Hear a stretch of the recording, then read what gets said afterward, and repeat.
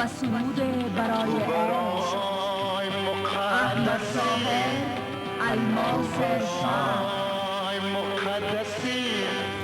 او زنده است.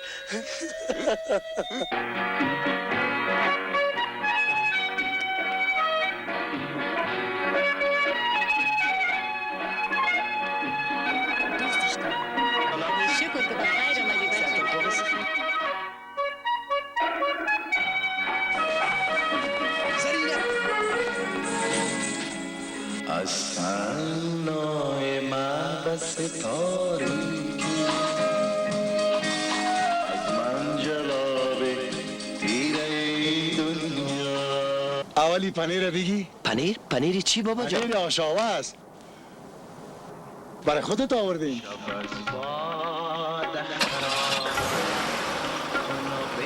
احمد ظاهر الماس شاه. ای خدا مادر من باز با من ده. نخستین فیلم هنری سینمایی موزیکال درباره محبوب ترین هنرمند حوزه فرهنگی ما با اشتراک هنرمندان ورزیده افغانی و تاجیکستانی. این فیلم در گستره وسیع از طریق سینماهای داخل و خارج از افغانستان آن قریب به نمایش گذاشته می شود. احمد ظاهر الماس شاه. پامیر تراول، دفتر مسافرتی پامیر تراول اولین دفتر مسافرتی افغانی در شمال کالیفرنیا. اینک به اطلاع هموطنان عزیز میرسانند در صورتی که قصد مسافرت به هر گوشه و کنار جهان به خصوص افغانستان عزیز داشته باشند، میتوانند از تکت های ارزان و مناسب دفتر مسافرتی پامیر تراول استفاده نمایند. با حشمت انصاری، رئیس دفتر مسافرتی پامیر تراول تماس گیرید. 510 791 5566. آدرس 37371 فریمان بولوارد، سویت سی، فریمان. مجده دیزاینر کات، سالن دیزاینر کات با تجربه 15 ساله در آرایش روی و موی در خدمت شما عزیزان افغانی و ایرانی می باشد. دیزاینر کات در قیچی موی خانما، آقایان و اطفال، شکل موی، تونی، صاف کردن موی به شکل ژاپنی، رنگ، وکس کردن ابرو و روی، نخک کردن ابرو و روی، 20% تخفیف برای شما وطنان عزیز در نظر گرفته. اتاق مخصوص برای خانم های حجاب پوش. دیزاینر کات با سرپرستی خانم لیلا سیفی همه روزه در خدمت شما عزیزان می باشد. تلفن 925 706 93 60.